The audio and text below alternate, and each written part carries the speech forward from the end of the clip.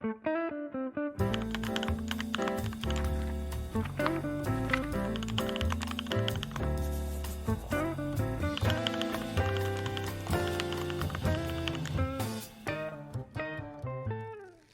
pessoas! Eu sou o Ivandro Menezes. Eu sou Nathan Matos e esse é o último episódio do Literatura BR em 2024, hein, Ivandro Menezes?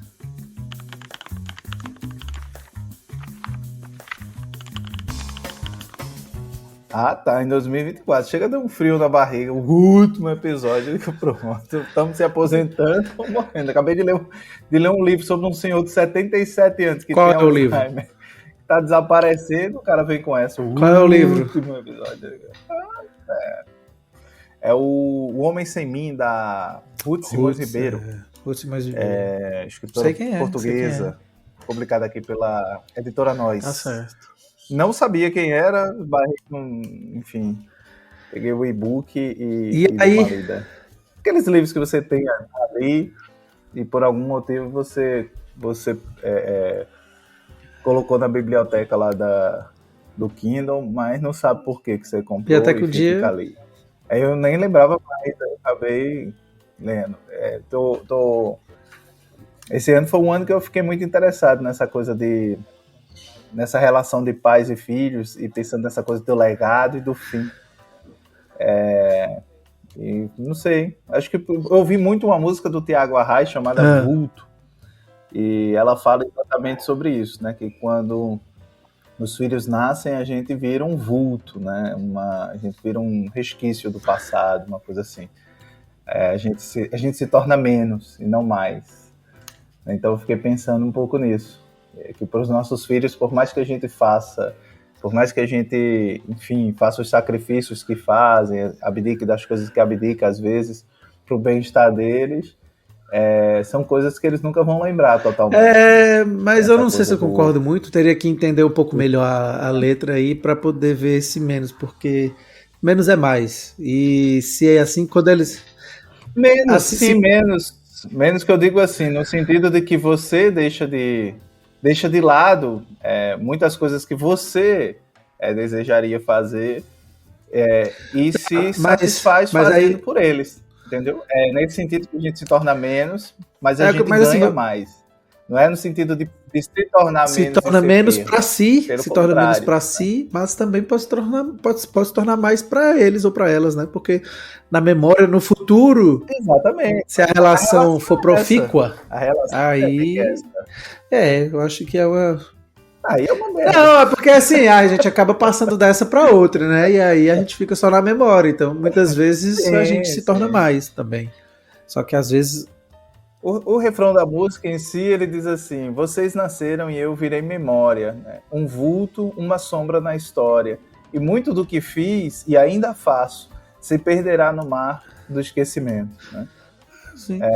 Então é bem interessante, porque é uma coisa de legado mesmo, é uma coisa de ver o tempo passar, os filhos crescendo, e essa coisa de que você é uma parte da história deles, né? Mas você não é tudo em si, né? Então eu gosto muito do Tiago Arraes. Tiago Arraes ele era um cantor adventista, não sei se ele ainda é, mas ele é um teólogo que estuda bastante a coisa do existencialismo, Kierkegaard, os próprios existencialistas não cristãos, né, Camus, etc. e tal. Então ele pensa muito fora da caixa. Ele é que a gente chamaria hoje de teólogos progressistas, né? E aí eu gosto muito da música dele, que é uma música folk, e esse disco especificamente dele, eu ainda falo disco, tá, gente?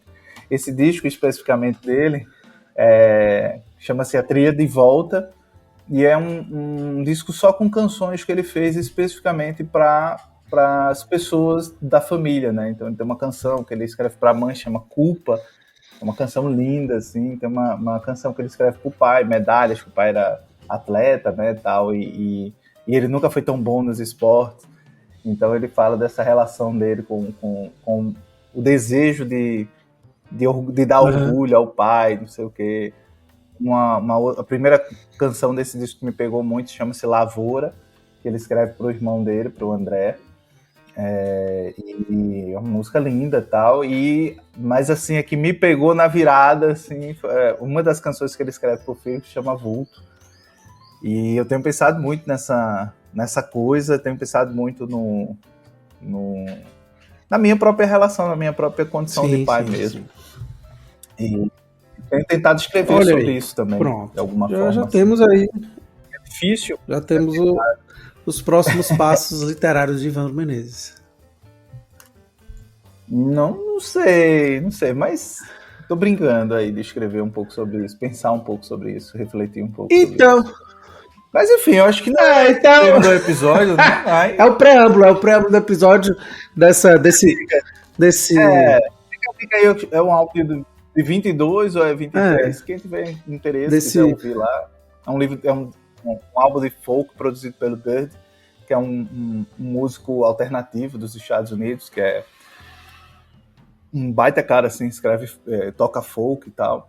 Então, quem gosta dessa pegadinha, assim, acústica, só o violão, poucos instrumentos... Então pronto, depois desse preâmbulo, esse início do último episódio de Literatura BR aqui, então a gente volta para continuar o balanço, essa segunda parte final que a gente tinha começado, né, Evandro Menezes? Que nada mais é do que comentar mesmo sobre algumas coisas aí que aconteceram agora no finalzinho e do ano, mas eu acho que a gente também não vai ter muito para falar, né, Evandro Menezes? Eu acho que queria lembrar vocês que estamos aí nas redes sociais, vocês podem curtir aí o nosso podcast no Spotify, vocês podem comentar, vocês podem avaliar contribui muito, né?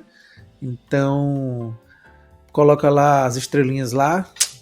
E é isso, escuta os episódios passados, tem muito episódio bacana, tem muito episódio bom. A Isa de Oliveira volta em 2025, ela já me mandou várias mensagens ameaçando, viu, Evandro Menezes, a nós dois, dizendo que se ela não voltar, ela já sabe os nossos endereços, né? Então, assim, ela disse que em 2025, se a gente não voltar ela pra cá, pra bancada dela, ela vai mandar.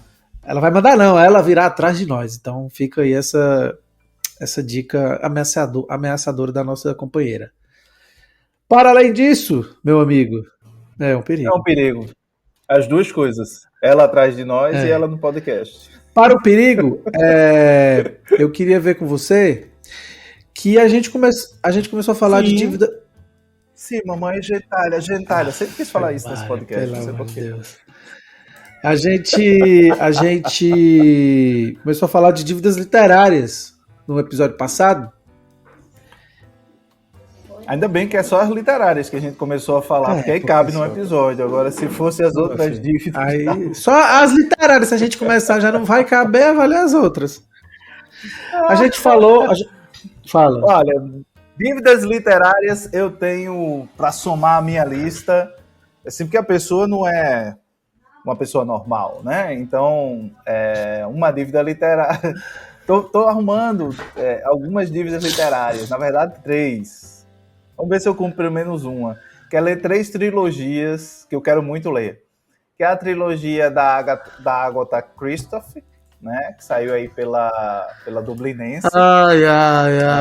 Eu quero também ler a trilogia de Jesus, do Coetzee.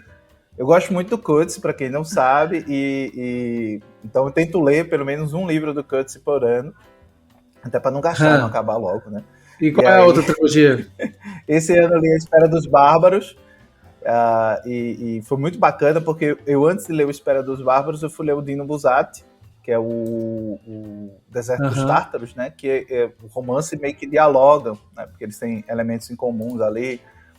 Tinha também do Kafka, que eu já tinha lido, e ele tem uma trilogia de um personagem chamado Jesus, né? Que é a infância de Jesus, a vida escolar de Jesus e a morte de Jesus.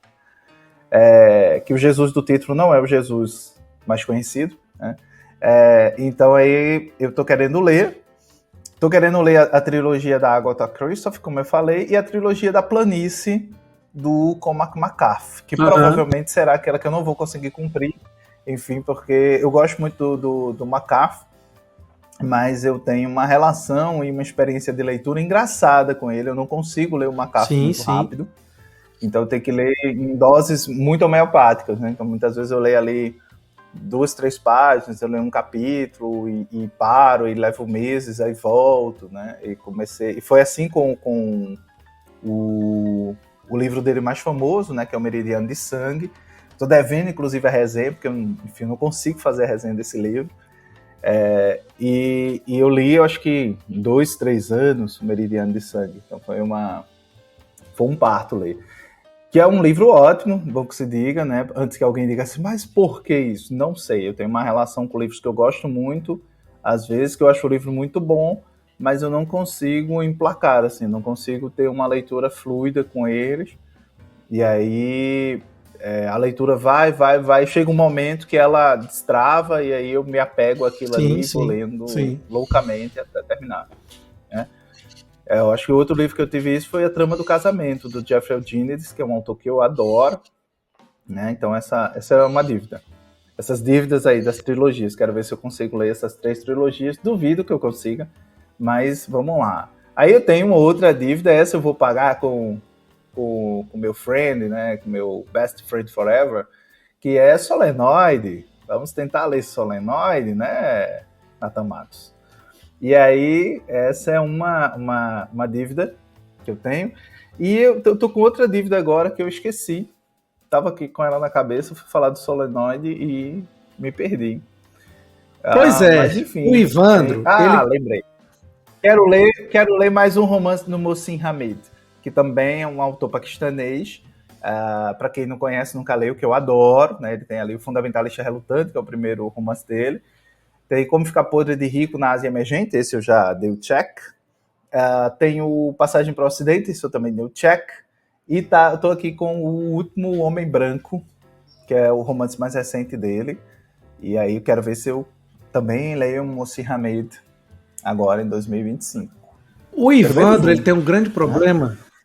Meus favoritos. O Ivandro tem um grande problema, que ele combina as coisas com a gente, e aí na hora de gravar, ele atravessa tudo, ele não fala de nada que ele combine, ele fala de outras coisas. A gente diz assim, Ivandro, vamos combinar de uns dívidas literárias da gente ler junto? Ele, não, beleza, vamos e tal. Eu disse, vamos chamar o pessoal para ler com a gente e tal. Ele, vamos. Eu digo, mas vamos pegar uns livros menores e tal? Vamos, beleza. Definimos. Aí ele chega aqui, deixa eu falar que eu escutei você falando. Aí ele chega aqui e fala assim, não, a minha dívida literária é 3 trilogias, é um calhamaço, sendo que os livros que eu fechei com ele, todos têm menos de 200 páginas, que o primeiro era o Pedro Páramo, né, que tanto é que eu fui ler, né, já pra gente gravar no começo do ano, do Van Rulfo, né.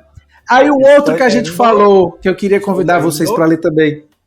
Não só tô lendo, como quero ouvir ele não deixa falar em espanhol, mas aí eu vou ler. Aí ele vai dizer assim, cara, tem um Nathan da cara de Jesus, que é tão falado, eu só comecei e nunca terminei. Eu também, né? Então, o Quarto Despejo. E aí, beleza, temos 2 e tal. Aí tem um terceiro que agora eu esqueci, porque ele já atravessou tudo. Tem um terceiro que eu ia convidar para vocês, mas também é um livro curtinho. Aí ele combina comigo 3 livros pra gente fazer 3 podcasts sobre isso. E ele vem com 3 trilogias e um calhamaço. Eu digo, rapaz, bicho, assim tu me quebra. Como é que o Solenoide é uma dívida literária se ele acabou de ser lançado, rapaz? O que propôs foi você. Mas, meu amor, ó a briga, a última briga do ano. A dívida literária. Olha, tô saindo agora desse podcast. 2025 vai ser só ele. A dívida. Se você voltar ao seu próprio episódio, você ouvir a sua própria voz, a dívida literária, você diz que são aqueles livros assim que você queria ler, você sabe que você quer ler e você nunca leu e tá lá. Como é que como é que eu vou colocar Solenoide nessa? Como é que eu vou colocar Solenoide nessa categoria se ele acabou de ser lançado? Como é que eu vou colocar a trilogia da Água se ele acabou de ser lançado, rapaz? Porque, na verdade, eu tô devendo ler o Catarreza. Você é um canalha. Entendeu? E não ler o Solenoide. Mas aí, como o Solenoide tá aí na praça, tá vindo pra mim. A gente faz assim, não. A Solenoide disse pra gente fazer uma leitura conjunta, eu e você. E aí a gente pode chamar o pessoal. Isso. Desculpa, viu? Desculpa aí. Mas você tá perdoado, porque eu sei das suas questões cronogramáticas aí de final de ano aí. Isso. Tô tentando dar o gás agora que eu acabei as aulas. Mas tu lembra qual era o terceiro livro que a gente tinha colocado como dívida literária? Não faço ideia, mas é isso. Então pronto, vocês estão convidados aí para seguir a gente. A gente vai ler 6 livros que a gente considerou 6 dívidas literárias, que quem falou isso foi até o Ivandro no último episódio. Eu achei ótimo esse termo, dívidas literárias. Acho que a gente já tinha falado disso em outro canto. Isso. Mas aí o primeiro que a gente disse, vamos, o Ivandro falou do... Inclusive, a gente vai fazer uma série de episódios para 2025, assim, pagando as dívidas. 2 pontos. Boa. Rufo. Boa. Pagando as dívidas, 2 pontos. Boa, adorei. E aí a gente disse assim, vamos ler só 6 livros, no máximo, curtinho, porque aí a gente consegue colocar dentro do cronograma da gente.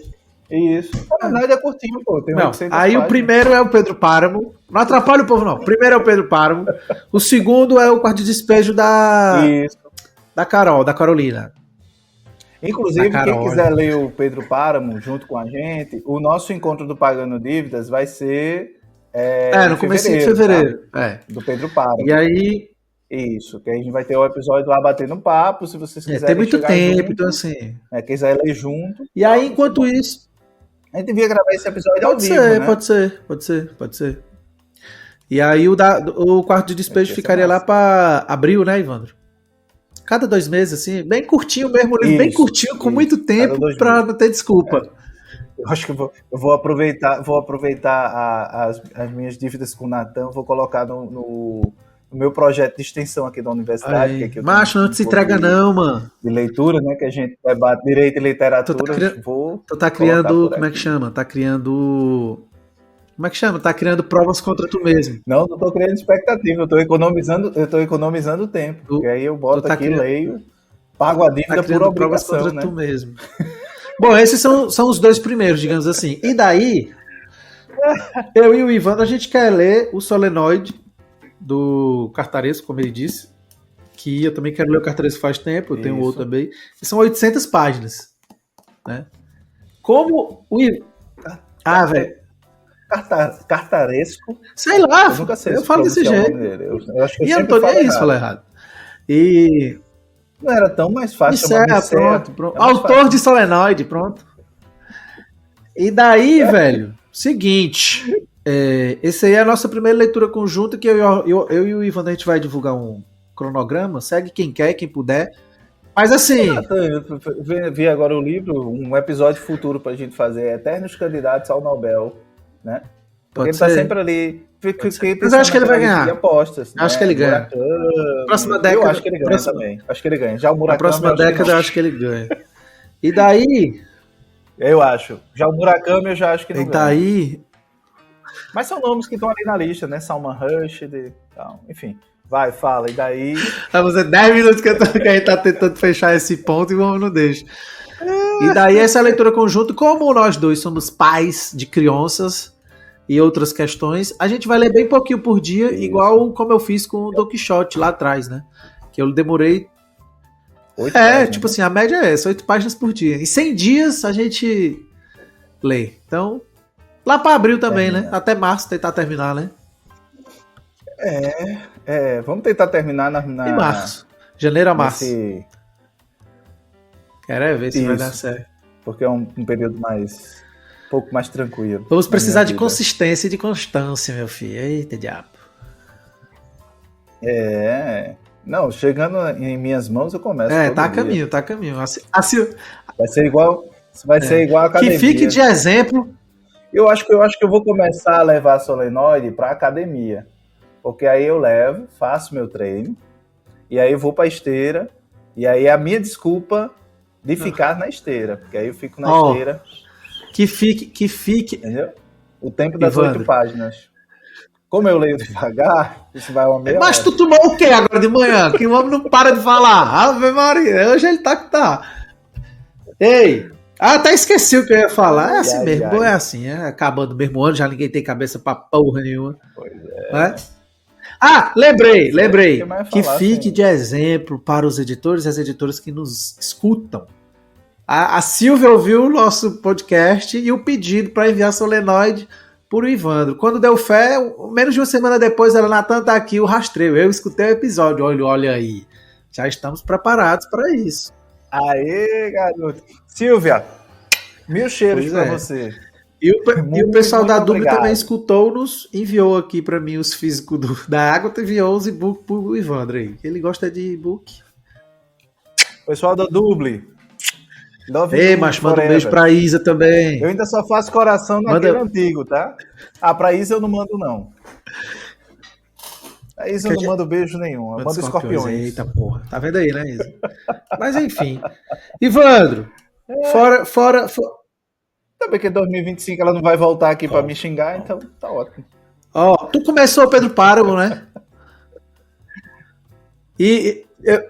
Sim, comecei ontem enquanto aplicava. Mas isso que tu começou a falar no começo do episódio, o preâmbulo aí, digamos assim, ele de alguma maneira casa, viu?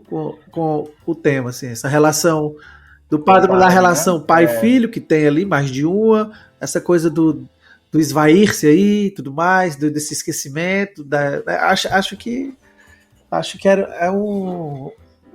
Você está antenado mesmo sem ter lido ainda tudo. Eu terminei de ler, mas é bom que vai dar tempo de reler e concatenar algumas ideias. Eu tô animado, rapaz. É o recesso que tá me animando. Eu vi no Audible e aí, mas ele só tem a versão em espanhol, né? E para mim, às vezes, para acompanhar a Audible não é tranquila. Aí eu vou... Aliás, eu nunca tentei ouvir um audiobook em espanhol. Mas aí eu vou ler e quando eu terminar de ler, eu quero ver se eu ouço via Audible. Até para, enfim, tentar pegar um pouco das ideias. No momento, eu tô ouvindo o Caetés, do Graciliano. O primeiro romance do Graciliano. E peguei ele pelo Audible e chegou aqui da Dark Side. A Dark Side me enviou o novo livro da Paula Febe, o Vermelho. Eu comecei a ler com Leniço, gostando bastante. Assim, a gente já leu aí umas 50 páginas e bem legal. É um livro de contos. Chegou por aqui. Muito bom. Aí tô dando essa lida. E o que é que você espera aí, mudando totalmente de assunto, pra gente também já ir encerrando daqui a pouco? Acho que não tem muito mais a falar esse ano. Você tem alguma coisa pra falar esse ano aí? Não. Foi muita censura, foi muito descaso. Não jeito de falar, bota aquela música da Simone, que tá bom. Não. Enfim, Não vou botar a música da Simone nenhuma, não. Nem as americanas. Nós não temos mais apoiadores e apoiadores para financiar a edição que possa colocar musiquinha. A gente é só o podcast aí, cru e nu e cru. Isso. E pessoas sem tempo para editar. Eu acho que nós temos outras dívidas pro ano que vem. Cara, sim, acho que 2024 foi um ano regular, né? Não concordo não. Concordo não. Regular no sentido assim, que a gente teve coisas que a gente gostaria que não tivesse, e teve outras que não, surpreenderam para pior, né? Por exemplo, o mercado editorial para mim, o mercado editorial eu soube que foi bem ruim. Não, só foi para você não. Eu ando ouvindo e lendo. Fiz uma década enquanto profissional do livro, editor. Pensei que ia ser um ano, tava animado no começo do ano, mas foi o pior ano dos 10 anos assim, para mim. Então espero que 2025 foi um livro de censuras, né? Não dá fora também. Há livros. E ainda mais essa pesquisa que veio aí para mostrar cada vez mais a gente lê menos. Apesar que eu tenho meus pés atrás com essa pesquisa. Isso. Mas é a que a gente tem, né? Em contrapartida, parece que o cinema e a TV e os streams nunca foram tão solícitos à literatura como esse ano, né? Teve muitas adaptações. Eu não sei se teve muitas. Tem o Queer. Na verdade... Não, teve o Queer, teve o 100 Anos de Solidão, Pedro Páramo. Mas é porque aí é coisa que você conhece, que a gente conhece. Sabe por quê? Porque eu não vou ter essa pesquisa agora. Tem o Fecha no Covil também, que foi adaptado. Cara... Eu acho que tá tendo a adaptação da Schweblin, tá tendo uma da... como eu tô dizendo, são obras... Teve o do Almodóvar, né? Lá da Sigrid Nunes. Mas é isso que eu tô dizendo. Não é que teve mais adaptações de livro, até porque eu tenho isso comigo. Uma professora uma vez falou, não faz tanto tempo, e ela falou baseada numa pesquisa, mas enfim, essas pesquisas são muito complexas. Mas que casava isso, assim, que a maioria dos filmes... O ponto de origem são livros. né? Então, eu acho que talvez tenha tido... Começo do cinema, talvez tenha tido mais adaptações de livros que talvez a gente conheça os autores e as autoras. Mas, por aí afora... Sim. Mas eu citei essa questão dos latinos mesmo. Pedro Páramo, né? O Cem de Solidão, né? Livros latinos. E o Cem de Solidão. Enfim, que parece estar... Acho que desde o ano passado, né? A gente teve temporada de Furacões, teve Distância de Resgate, mas a gente tem visto outras coisas, né? Tá sendo adaptado agora o da Camila Souza Pichara, também, o Tese sobre a Domesticação. Inclusive é ela que interpreta o papel. Enfim, me ocorreu isso na cabeça, assim, que teve grandes adaptações de clássicos latino-americanos e de alguns contemporâneos também, que foi o caso do... É um filme muito gostoso, inclusive, que é o do... O Festa no Covil, né? Sim. É um filme bem bonito. Fiquei curioso, inclusive, para ler o livro, que é um autor mexicano, esqueci agora. Enfim, pode ser só da minha cabeça mesmo. E aí? Mas eu vi muitas notícias relacionadas a isso. As adaptações saíram ou que estão para sair. E 100 Anos de Solidão, eu soube que é lindíssima, sério. Pois é. E para ir fechando... Muito bonita. Mas como eu tenho essa dívida, 100 Anos de Solidão, eu estou resistindo a assistir. Eu comecei a assistir, eu tô no quarto episódio e eu acho que a construção ela é coerente do que ela se propõe, assim. Acho que é bonita o cenário e tudo mais. Eu estava lendo sobre a construção da casa, enfim, das vestimentas, do mobiliário, etc e tal. Mas, ao mesmo tempo, eu li alguns comentários da direção, do roteirista e tudo mais, e eu acho que a gente pode falar disso no futuro, porque eu acho que casa com outras questões que envolvem, por exemplo, interpretação de texto, que envolve como a mídia e alguns grandes detentores do poder, vou chamar assim, acham e acreditam que os leitores e as leitoras não têm capacidade de compreensão, né? Não sabe, porque, por exemplo, veja só. Um bidatismo, né?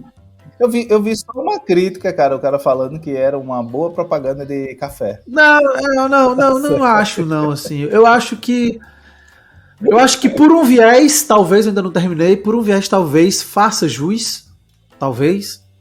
Por outro, talvez deixe muito a desejar, principalmente para quem gosta muito. Ou então, não sei, vai depender muito de quem tá vendo. Porque, assim, eu tenho visto, nos últimos anos, que obras que são um pouco mais complexas... Por exemplo, Pedro Páramo mesmo é um livro curto e é complexo.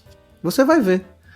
Você tem uma passagem de tempo, e você tem uma variação de narradores, de momentos, de contextos distintos que aos poucos vão se montando.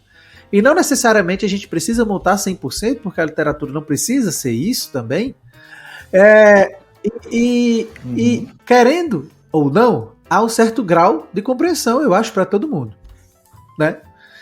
Por exemplo, eu não posso achar que uma pessoa que começou a ler há um ano e que lê determinado gênero venha ler Pedro Páramo e lê da mesma maneira que, por exemplo, um crítico de cinema que lê há 30 anos e vai ler Pedro Páramo pela primeira vez. São duas compreensões distintas ali, eu acho, né? Agora, o que está se fazendo exclui-se esses livros de clubes de leitura, pega-se esses livros para fazer adaptações e quebra-se toda a complexidade deles e coloca uma linearização. Os 100 Anos de Solidão é isso, né? Também. Então, se você for ver, é isso. É uma coisa muito linear. E a obra não é assim. Entendeu? O Pedro Páramo, eu tô até com medo de assistir. Isso é isso, essa coisa linear. Porque não é. Não é pra ser. E assim, parece que uma coisa que, a meu ver, é simples. Porque a gente pode estar numa cena e pra outra e voltar. E você se vire pra compreender. Porque isso também, pra mim, eu não sei pra tu, pra mim tá o gosto tá nisso, né, cara? Pô, bicho, eu vou ler de novo, eu vou ver de novo. Nathan, isso faz o livro ser maior? Não, mas faz parte do jogo, às vezes, da estrutura daquele livro, daquele filme. Quantos filmes a gente não tem assim quebrado, né? Então, assim, eu acho que isso vale um episódio no futuro, sabe? Quando você... Bom, Acho um bom tema. E assim, muitas vezes o livro, a gente precisa parar com... Primeiro, a gente precisa parar com uma certa fetichização do livro, né? Isso, e eu acho que a tua fala não é nesse sentido. Não. Que é essa coisa de que o livro é difícil, Não. etc e tal.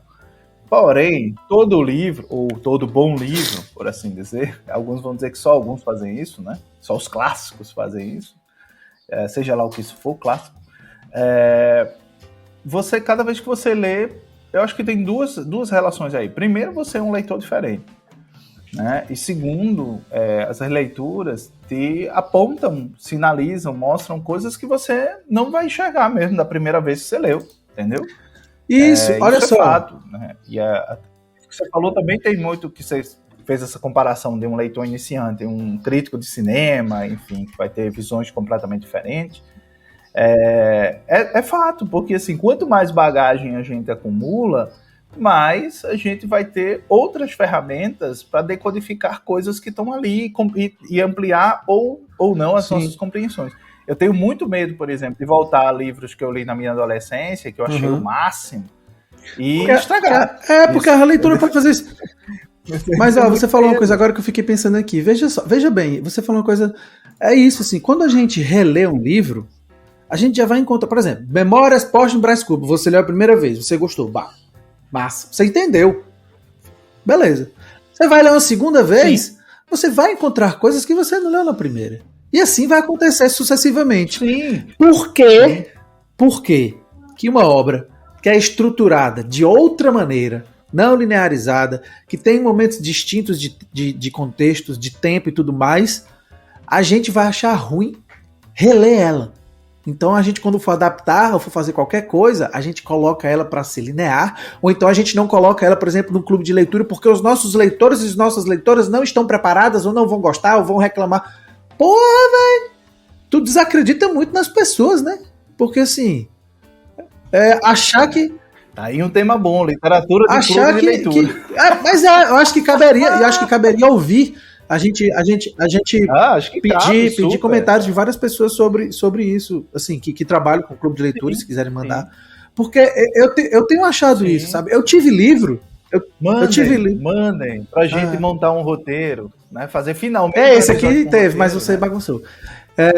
Ano que vem vão ser reautorizados. Só que assim, enfim, dá pra conversar muita coisa, porque às vezes eu acho, cara, que isso prejudica, sabe, assim, até quem tá te acompanhando, quem segue o teu trabalho, no sentido de tu fazer a curadoria pra fazer um clube de livro. Eu já tive livro que foi aceito no primeiro momento pelo clube de livro, e aí depois voltaram atrás, e foi esse o argumento, assim, sabe, assim, não, a gente acha que os nossos leitores, nossas leitoras não vão gostar, ou então não estão preparados muito para essas mudanças de narrar. Eu digo, porra, que literatura que vocês estão entregando a eles? Assim, é para ser sempre mais do mesmo? Mais do que isso, qual é o propósito? Eu acho que isso é uma coisa que você precisa se perguntar. Qual é o propósito? Gente, antes que pensem que é um clube de leitura muito grande, etc e tal, e bababá, já aconteceu com grande e com pequeno, então assim, não tem bicho, assim. E não é só comigo, é com outras pessoas também. E às vezes você produz... e às vezes você cria, inclusive, esses nichos. Eu lembro que uma vez eu ouvi o Paulo Lanes, né, ele falando... Acho que foi, não sei se chegou a ser no episódio da literatura LGBT, que ia mais, lá no Literatura, no Lavadeiro de São Francisco, ou se foi em algum outro momento que eu estava com ele. Ele falando assim, que sentia muita falta de publicações nesse nicho, né, de literatura LGBT, que não fosse Young Adult. Que ele disse, o que mais tem é Young Adult, esses romancezinhos, linearezinho, açucarados, que o menino encontra outro menininho, etc e tal. Como se nesse tipo de relação, nesse tipo de romance, não houvesse uma complexificação da vida, né? Como se a vida se resumisse a dar entendeu? A um dorama, sei lá, um dorama que você dá um beijinho no fim na última página do livro, na beira da piscina. Um outro amigo nosso em comum, então, acho que eu não vou dizer o nome dele porque eu não sei se ele vai querer que diga, ele me falou a mesma coisa. Faz um tempo isso. Falou a mesma coisa. Então assim, eu tô cansado dessas obras, porque quando chega a gente vai ver, só pela capa, que também é outra questão de episódio, só pela capa eu já sei que não é o que eu vou querer ler. Eu digo, como assim pela capa? Ele, Natan, todas essas capas que saem agora sobre esses romances, até jovens adultos, é tudo muito coloridinho, tem 2 personagens ou 3 personagens na capa e tudo mais, parece que é tudo igual, tudo meio igual, as mesmas fontes, as mesmas editoras, as mesmas... eu não tinha parado pra pensar nisso. Eu percebi que houve uma mudança, assim, nesse gênero, que é tudo muito colorido, as capas, eu acho que comercialmente, eu acho que faz sentido, né, talvez ali, mas eu não tinha parado pra pensar nisso, e ele comentou isso, assim, por exemplo, eu quero ler um livro LGBTQIAPN+, e tipo assim, eu consigo encontrar porque eu sou leitor disso, é claro, mas deveria ter mais, né, praticamente a mesma coisa, mas enfim, mas é bom muitas discussões, eu acho que 2025 Sim. A gente pode tentar aí, agora o Ivandro, ele disse que vai estar muito livre, ele disse que vai fazer gravação a cada 5 dias, né, Ivandro, podcast. E então vão ser 6 episódios por mês, não é isso, Ivandro? Congelou a imagem? Foi? Eu não te ouvi, né, Natan? Eu acho que o meu silêncio fala por mim. Que é isso, rapaz? Ai. Não, mas é isso, assim, a gente ficou muito tempo esse ano, acho que fala muito também do ano, como foi o ano, a gente ficou muito tempo sem gravar. Sim, cara. E eu gosto muito de gravar, porque eu gosto muito de falar de literatura, a gente já falou sobre isso, às vezes a gente fica sem ter com quem falar, né? Eu gosto, cara, mas eu confesso assim que esse ano pra mim foi complicado, não só pela questão profissional mesmo, mas também pela questão, às vezes, pessoal de tá um pouco de... Eu conversei muito contigo em off, né? Tá um pouco meio que de saco cheio de mídias, então assim, eu tava de forma tão corrida que muitas vezes eu queria sossego, eu queria chegar em casa e não pegar o celular. Aos meus amigos, que em 2024 demorei a responder, inclusive em WhatsApp, vá perdoando, mas assim, eu precisava realmente desse descanso, assim, de não encostar no celular mesmo algumas horas, porque assim, cara, isso gera um cansaço, sabe? E eu percebo que isso não só me afetava pessoalmente, como afeta as relações com todo mundo à minha volta, né? Porque assim, você tá todo o tempo cansado, estressado, né? E até coisas que eu gosto muito de fazer, e se você me perguntasse há 2 anos atrás se eu diria essa frase, jamais diria, que é como fazer exercício, né? Sair para fazer exercício esse ano eu não consegui, por exemplo, manter uma rotina mesmo de treinos, por cansaço mesmo, assim, por exaustão mesmo, assim, de muita coisa, no próprio, não só trabalho em si, no trabalho é o que menos me cansa, é engraçado, né? Mas essas relações políticas que envolvem todo o trabalho, e a universidade tem muito dessas coisas, isso me desgasta muito, sabe? Isso era mais essas picuinhas pequenas, essas brigas de ego, que vez ou outra me atravessavam, né? Passavam por mim, isso me desgastou mais, assim. Então chegava uma hora que eu realmente queria chegar em casa e me desconectar. Sim, né? Sim. Eu tive até que me adaptar com Lenice, porque Lenice hoje é estudante na universidade, em que eu trabalho, inclusive no mesmo departamento, mesmo tudo, e eu tive que conversar com ela, a gente sentar e dizer, olha, chega uma hora que a gente vai para casa e a gente não fala de UNEB, a gente não fala de universidade. Velho. Porque deixa ali fora um pouco, porque senão a gente se desgasta muito, e assim... E essa foi uma frase que eu falei muito aqui, eu não quero dar 1 minuto a mais da minha vida do que o necessário para o meu trabalho. Isso. Meu trabalho, ele é importante para mim, mas ele é uma parte da minha vida, não é a minha vida como um todo. Então isso me desgastou muito, eu li menos esse ano do que gostaria de ler, eu escrevi absolutamente menos e com menos constância, com menos qualidade do que eu gostaria de ter feito. De fato também esse ano foi o fim assim, eu tirei um ano de ressaca do doutorado, né, e para não fazer nada, porque também foi um processo desgastante para mim. Então esse ano também foi um ano que eu precisava olhar um pouco para isso, para outros desdobramentos da minha carreira profissional.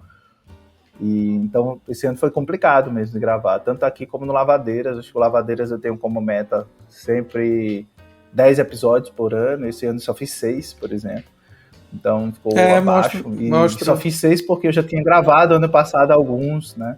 Aqui também a gente não conseguiu, as agendas não conciliavam muitas vezes, às vezes eu tinha tempo, mas você não tinha, às vezes tem um horário, tem que ser em janelas de horário muito complicadas, mas vamos tentar manter a meta para 2025, a gente criar alguma gordura, sim, né? Sim. Eu gosto de dizer, gravar uns episódios antecipados para a gente ter um estoque e tentar manter a constância aqui com vocês, que eu acho que vocês merecem também, merecer essa satisfação da gente aqui nesse último episódio, né?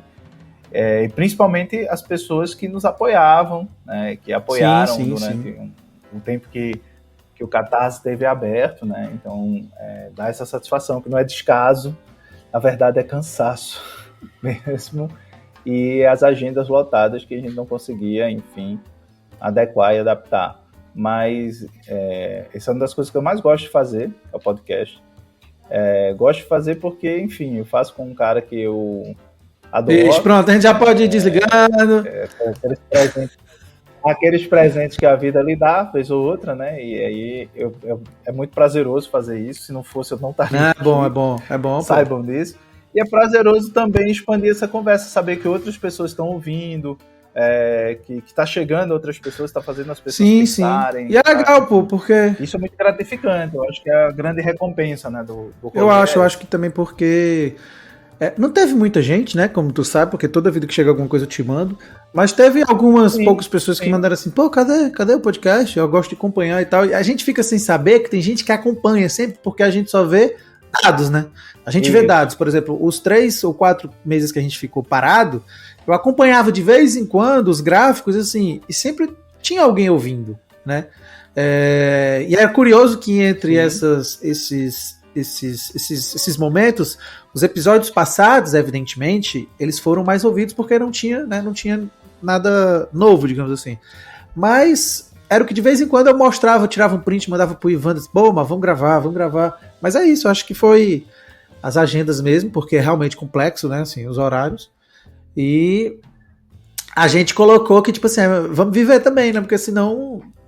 Não dá pra fazer as coisas, né? Não dá pra... Várias vezes o Ivandro disse, cara, eu posso sábado, domingo, e eu dizia, não.